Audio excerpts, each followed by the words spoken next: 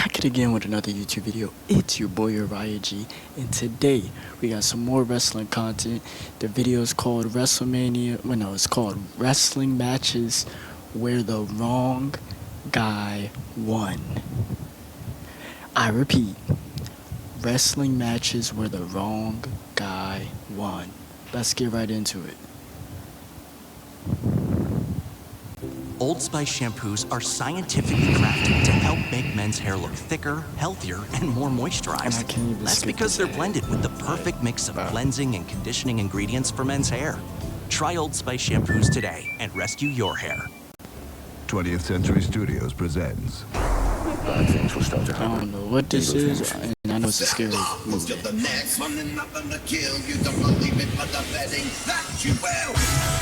Sometimes in pro wrestling, decisions are made that leave you scratching your head, particularly when it comes to who wins and who takes a loss. In a perfect world, wins and losses are laid out for specific reasons, and there's already a roadmap in place that ends with both fan satisfaction and big money, but this doesn't always happen. Some match outcomes. I wonder if I'm gonna know these matches that he talks about. Throughout pro wrestling history have been detrimental to both the company and the person taking the loss. Fans have shown so much displeasure about certain matches that still to this day you'll hear people say that should have never happened or the wrong guy won. So let's take a look at some of these matches in today's video, and let's check out some of the biggest examples of the wrong guy going over. As always, you may not agree with some of these, and that's fine. Don't come at me if your favorite superstars included in this video. This was put together while researching the topic online and seeing what matches got brought up the most, but do use the comment section to share your opinions. First, it's an obvious one. Triple H beating Booker T at WrestleMania 19 is seen as a big miss. Wow. So Booker T should have won, is what you're saying? Interesting. Step from WWE, not only because Booker lost all his momentum after getting pinned, but because the storyline going into the match made it feel like Booker was actually going to win. Triple H made comments about people like Booker not being deserving of the World Championship, implying that the colour of Booker's skin was reason enough for him not to deserve any professional success. When watching the promos back, you can also take this as Triple H may be implying that Booker's history with the law and his rough upbringing were actually reasons why Booker didn't deserve the gold in comparison to the clean-cut, suit-wearing Triple H. But then Hunter talked about Booker's, and again I quote, nappy hair and how Booker T generally presented himself. It made Triple H look bad, not gonna lie about it. With the words Triple H said, fan support for Booker T was really high, and even forgetting about all this, I personally think Booker really did deserve to win the World Heavyweight title at WrestleMania, just because he was I did not know about the backstory behind that. Always an excellent top tier performer, but Triple H pretty much destroyed Booker at WrestleMania 19, and still to this day, fans bring it up as a case of the wrong guy going over. It's hard to argue really. Triple H was a made man, and dropping the belt to Booker wouldn't have hurt Hunter in the least. It would have done wonders for Booker T in 2003, but Booker took a loss right here, and the storyline was pretty much over after this WrestleMania match. Hunter would move into a rivalry with Kevin Nash shortly afterwards.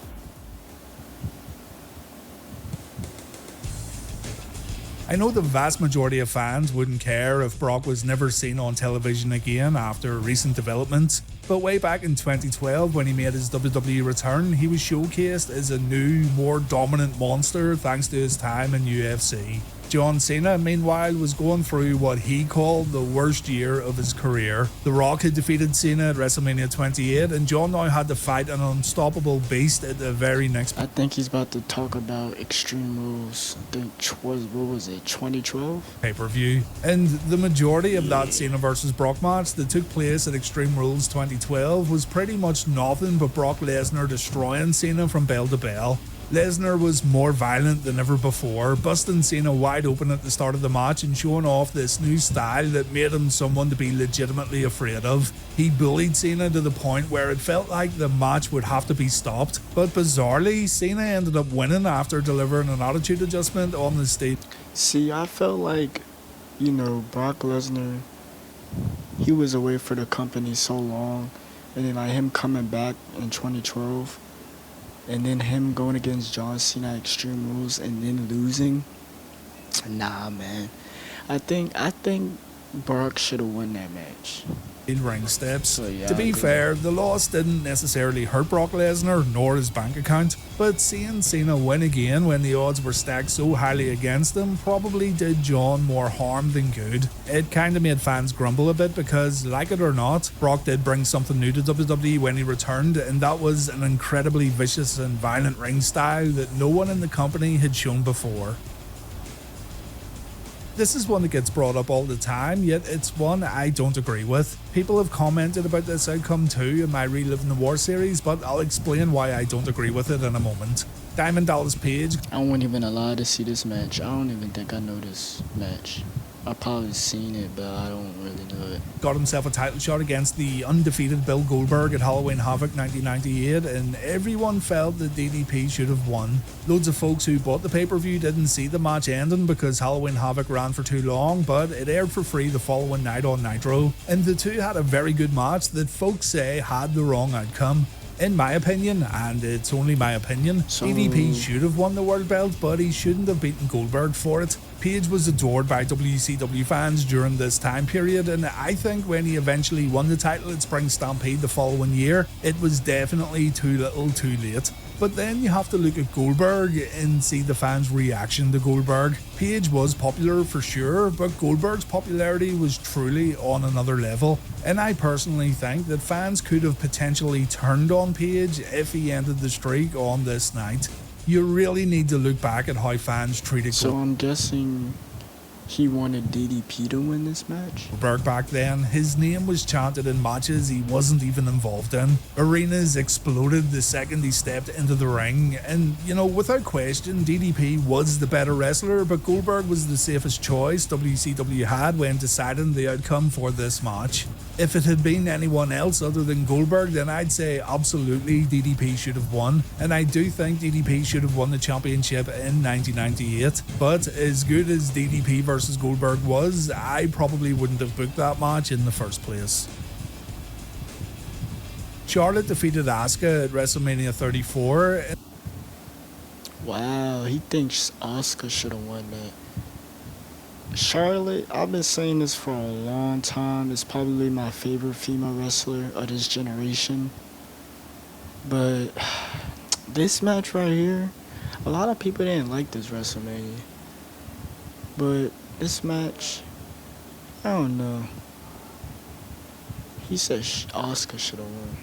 And there was really no upside to Charlotte retaining her championship here. Asuka was undefeated in WWE during her whole run in NXT. She didn't take a single loss. Oh yeah, because this match right here is when her streak ended. And this win streak continued when Asuka made it to the main roster, riding a huge wave of popularity and being seen as the most unstoppable female competitor the WWE had at the time. She won the Royal Rumble and earned the right to face Charlotte at the biggest event of the year, and Charlotte beat her clean as a whistle at WrestleMania. Not only that, Charlotte made Asuka tap out to reclaim the SmackDown Women's Championship. Two ways of looking at this, really. There's an argument to be made that Asuka winning the championship kind of repeats what happened to Goldberg. The company booked themselves in a corner and they risk fan backlash when Asuka eventually loses the championship. But at the same time, yet again, WWE books how they book. Hey, it's WWE, so it did feel like a major letdown when Charlotte ended this win streak at WrestleMania. Everyone thought the Empress of Tomorrow was going to win this one, and I too would have bet money that she was going to leave Mania with the gold, but it didn't happen, and many fans see this as a big misstep by WWE. Here we go with the advertisements. And it'd be the same ones too. Randy Orton versus Hulk Hogan, SummerSlam 2006. The young guy known as the Legend Killer was unable to defeat possibly the biggest legend of them all, and I always thought the wrong call was made here. This would actually turn out to be Hogan's final WWE match, and it could have ended with Randy living up to his Legend Killer moniker by ending Hulkamania for good. But Hulk ended up beating... I think I seen this match. I had the Randy Orton DVD, and I think they had this match on there. Randy at around the 10-minute mark, and it was Orton who was showing up on TV for the remainder of the year while Hulk Hogan went home. I get it too, absolutely not hating on Hogan here because the brother was a master at this kind of thing, but there was way more upside to Randy defeating Hogan here simply because Randy had a lot more years ahead of him. The legend of Hulk Hogan will indeed be immortal whether Hulk It's that legend killer run right here. wins or loses a pay-per-view match in 2006. So I just don't understand why the company wouldn't tell Hogan he was gonna lose and reap the benefits of their full-time guy now being the ultimate legend killer. To put it into perspective though, and to reel it in a bit here, the loss didn't really hurt Randy Orton in the long run. He achieved great things after the Hogan match, and it's really just a distant memory now in terms of Randy's overall career. But the gloating this man could have done after ending Hulkamania could have been some good TV. I could name more Hogan matches here, and I'm sure you could too, but I'll mention just one more. Hogan versus Yokozuna at WrestleMania 9, a match that I feel shouldn't have even taken place. You know the story. Yokozuna wins his first WWF title after defeating Bret Hart. Hulk Hogan then comes down, he gets challenged to step into the ring against the new champ. Bret says, yeah. I don't really even get this anyway. This little storyline, little thing they had for this WrestleMania ending or whatever. I think, is this the ending of the WrestleMania? Hey, Hulkamania, go get him. And Hogan ends up beating Yokozuna in a matter of seconds. Hulkamaniacs rejoiced, but Hitman fans were less enamored. It also kinda sucked that Yokozuna had his big crowning moment also taken away from him, and I do feel we focus on Bret's side of the story without even considering how big Yoko felt about this. Didn't Yokozuna actually have like a little title reign now at one point?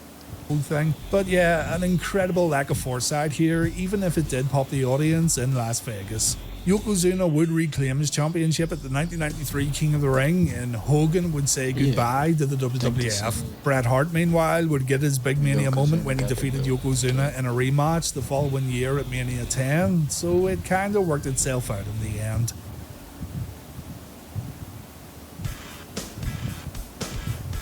Brock Lesnar ending The Undertaker's undefeated WrestleMania streak. Come on, nah, man. Who else would have? I know Roman beat Undertaker the second time, but like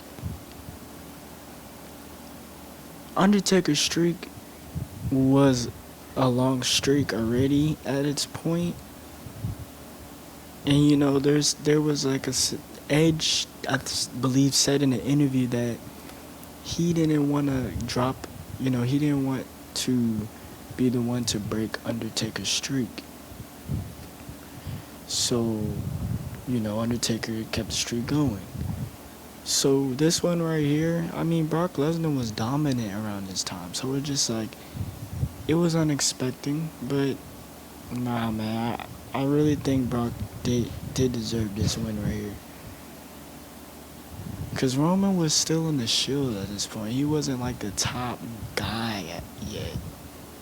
I think it wasn't the right call. I don't think Brock Lesnar was the right choice. Ending The Undertaker's undefeated streak at one point felt as equally as important as winning the WWE title at the Showcase of the Immortals. In storyline, superstars would be desperate to have their chance against the dead man, and ending the streak became this impossible, monumental task that folks would try to do each and every year. Brock Lesnar was the one who ended that streak at Mania 30, and I don't think he needed that accolade at. And Undertaker was already he was already done. His prime, he wasn't even in his prime anymore. He's already at the age, and he was getting injured and stuff, so it's like... When asked about this on the Broken Skull sessions, Vince McMahon kinda made it out like no one else on the roster had the credentials to end the streak other than Brock. Brock was the only believable option, apparently. But I think another really viable option would have been for the streak to never end. Just let The Undertaker retire with that incredible run of WrestleMania victories, and I don't know, even have someone try to match the win number years later or something. If the streak really had to end, then I would have went with either Randy Orton at WrestleMania 21 or Shawn Michaels at WrestleMania 25 or 26. I just don't think... Yeah, Shawn Michaels, that's a good pick. Brock needed to end it, and if I had the choice, I would have let the Phenom retire. But nah, Undertaker squashing John Cena at that WrestleMania, that's crazy. That great win streak still intact. It would have been a way to further immortalize one of the greatest legends to ever step foot in a WWE ring. Another WrestleMania match, Triple H versus Sting at WrestleMania 31. Again, like many of these matches, it all comes down to the winner not real. I mean, it's Sting beating Triple H. Like I said, it's all about how WWE books it. You know what I mean? And I know Sting, I get that it was his first match back in the company, but like, that man ain't gonna pull it off having a lot of matches. I mean, he only had like, what, 2 matches? Triple H and Seth Rollins. So it's like, nah. I mean, it would have been cool, but I mean, I see what they're trying to do. I mean, of course they're good. I see Triple H was gonna put him over. I felt that was gonna be the call. I could say I wouldn't really go back and watch this match again because there was interference, you know, the DX and the NWO thing. So I don't really go back to this match, I don't think. Needing the victory, and Triple H did not need to beat Sting at WrestleMania. The WWE could have proved here that they weren't all about killing off former WCW stars, and they could have gave Sting a bit more reassurance in his new job by letting him win on the platform he wanted to perform on for years, but no. Triple H wins this match that devolved into a DX versus NWO brawl. And Sting wasn't even in the WWE. That man was first in like what, WCW, WWF or whatever. And then he went to TNA. So it's like, yeah. I do think Triple H's Reign of Terror thing gets overblown a little, and I've always thought that particular run made the eventual downfall of Triple H a bit more exciting for fans to watch. You don't build up a super heel champion by having him lose, you know. But I also understand that the selections that were made for Hunter's opponents weren't right at all, and the collateral damage that was done to guys like Booker and RVD could have been avoided. But at the same time, the Reign of Terror was all the way back at the beginning of the Ruthless Aggression era. Over 10 years later, in 2015, Triple H had absolutely nothing. I'm guessing Sting just wanted to come back to the company, I guess. To prove anymore. And Sting having a match at WrestleMania was a real attraction. Why Sting couldn't just win this match is beyond me, and no matter what way you look at it, it seems like the decision to have Triple H go over was a petty one. It didn't do Triple H any favors, it didn't do Sting any favors. I don't know what going over means, so I'm not even gonna use that term anymore. I'm gonna just say, you know, Triple H beating Sting, it is what it is. That's just how they booked it. Okay, I ain't really like tripping over it because it's not really a match I really care for. Let's look back at the match today with a little contempt. The Fiend was one of the more interesting characters WWE presented during a time when things were pretty bleak within the company. It was certainly one of the more creative aspects of WWE programming during this time period, but what's even more important here is the fact that fans really... And by the way, you know that Bray Wyatt, they just dropped a new documentary for him. Gotta check that out. I ain't see him, but it's, you know, it's been talked about. It's new and stuff. Got a kick out of Bray Wyatt's new alter ego. The Fiend defeated Seth Rollins at Crown Jewel 2019 for the Universal Championship, and the decision to put the championship on The Fiend was a pretty positive one. There were many ways this championship run could go, and whoever defeated this mysterious and sinister entity would likely have to overcome some insurmountable... And I actually liked The Fiend's gimmick. Like, at first, a lot of people didn't like the gimmick at first, but like, I actually liked it because, you know, how he would, the theme, not the theme song, but how it would be like, and then the lights would go out, and then it would start doing that little eerie sound, and he'll pop up and attack a person. Like, it was just cool. I liked it. Odds to become Universal Champion. Enter Bill Goldberg, a man who had wrestled 2 matches in 2019 and a man who would wrestle 2 matches in 2020. One of those matches was against The Fiend at Super Showdown, and in this match, Goldberg won the Universal Championship. Yeah, I think the Fiend should have retained. Bro, it's Goldberg. Like, I'm not saying this because he's old, but like, bro, he already had his time back in 2016. What was it, 2016 when he had, I think it was 2016. When he had that little rivalry with Kevin Owens when he came back. You know, so I don't get it. Were pretty much outraged at this outcome, and I'll admit I thought it was pretty dumb too, and I don't dislike Bill Goldberg the way everyone else does. Again, it goes back to having no upside. Goldberg's other 2020 match was against Braun Strowman at WrestleMania 36, mere weeks after Super Showdown, and to add insult to injury, Goldberg dropped the championship in this very match. Just like that, like I said. And Goldberg, he don't even be in the company for that long. He come back, win a belt, or come back, do one match at like Crown Jewel, then leave, or something like that. So the Fiend's run with the championship was destroyed for the sake of a Goldberg run that didn't even last for a month. The fact that Goldberg would only show up every now and then on TV didn't really help matters. His WWE history from 2016 onwards was nothing more but a match here and a match there. And the vast majority of fans felt that Goldberg shouldn't have been in the title picture at all, seeing as he was only appearing on a part-time basis. The fact that he beat The Fiend, one of the WWE's brighter prospects in a very long time, in a match that went for 3 minutes only amplified the problem. TurboTax Live full service takes taxes off your plate without putting more work on your shoulders. The 7-on-7 elimination match at SummerSlam 2010 was a bit of a joke, and He it's thinks Nexus should have won? Nah. used a lot when people talk about the Super Cena years. That period of time when it was just accepted by fans that John Cena's gonna win, even when it made no sense for him to do so.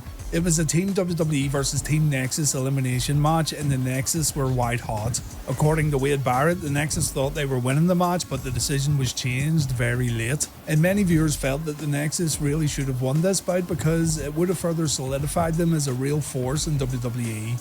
Now, to be I don't. Back then, they looked like they should have been pushed because of what they looked like, and because they're like a big stable, and they be attacking people and all that stuff. Yeah, cool. But I'm older, and I'm like, this is like a joke. And most of these guys were this is when they all started back in NXT. So it's like, nah, man. There's no way they was gonna really do something with all of them at this time. be fair too, the Nexus story was all about strength and numbers. When those numbers dwindle down, or when some of the lads have to have matches on their own with no interference, they wouldn't usually fare too well. So as Team Nexus got smaller and smaller as the match progressed, it kinda made sense. None of those 5 guys in Nexus even held a world title.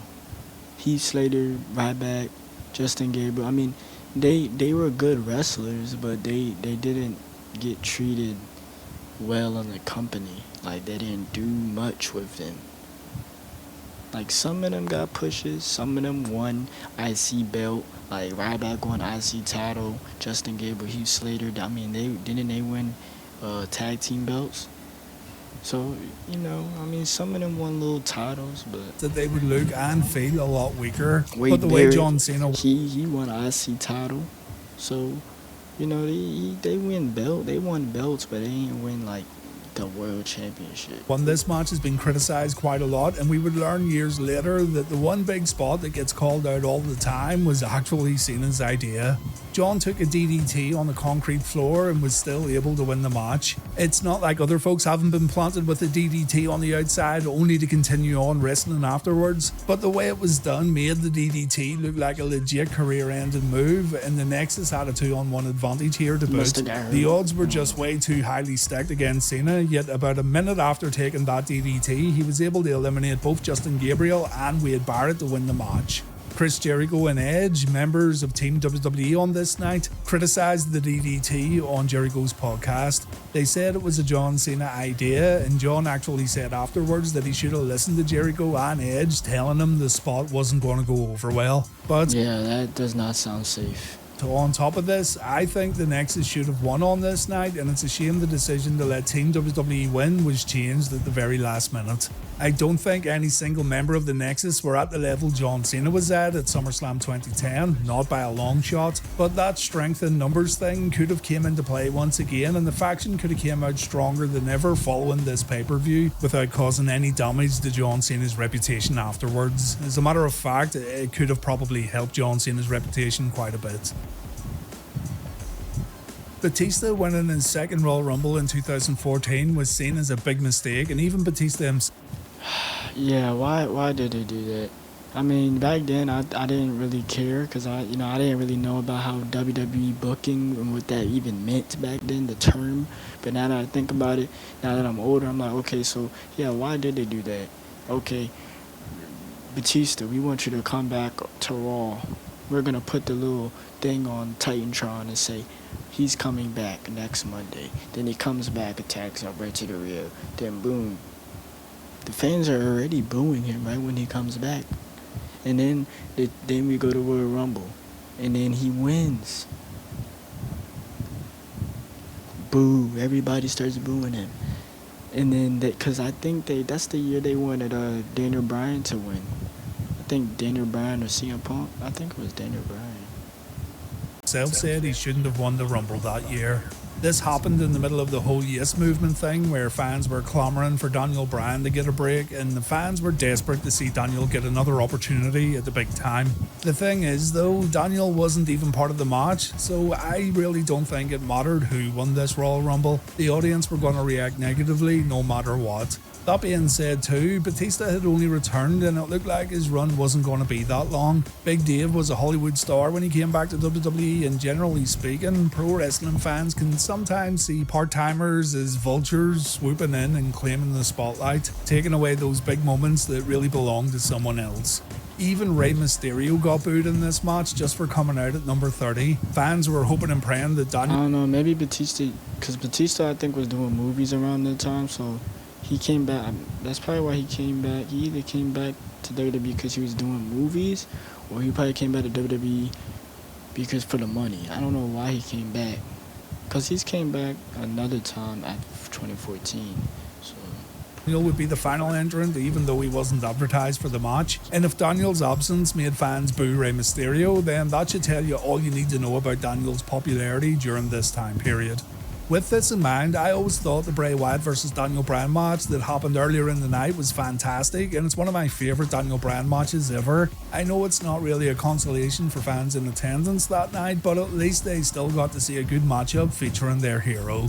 In the end, Daniel Bryan didn't lose any popularity. He actually gained popularity from this little misstep, but it certainly affected Batista's standing in the company.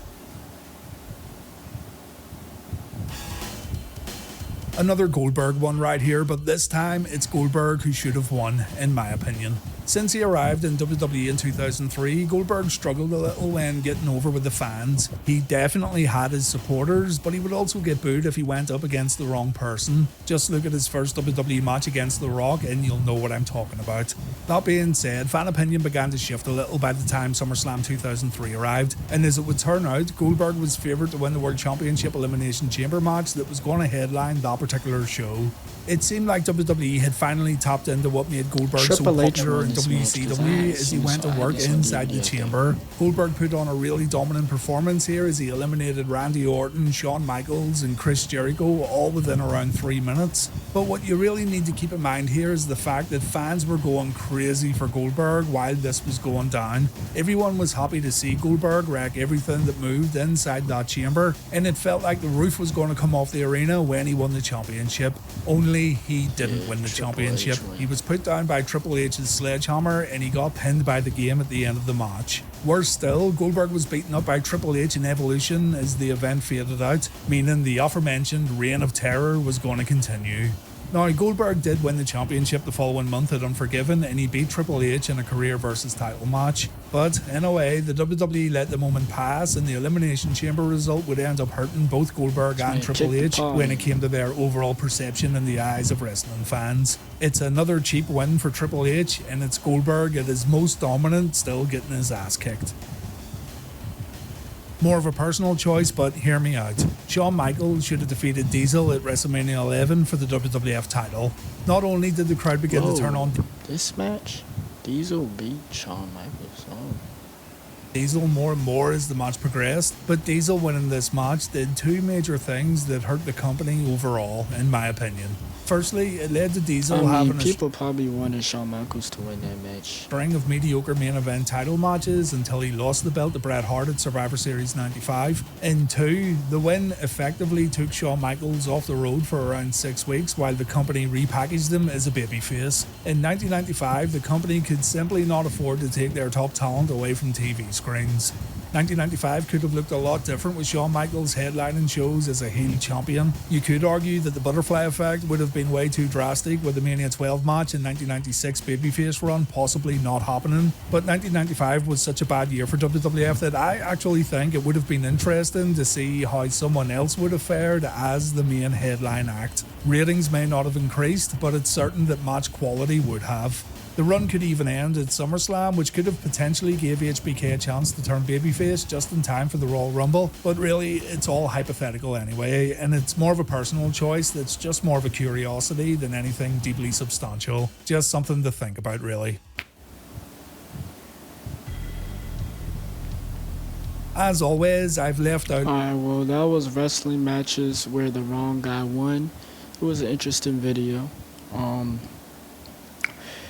So yeah, more videos coming. Subscribe, like, comment, and yeah, Uriah out.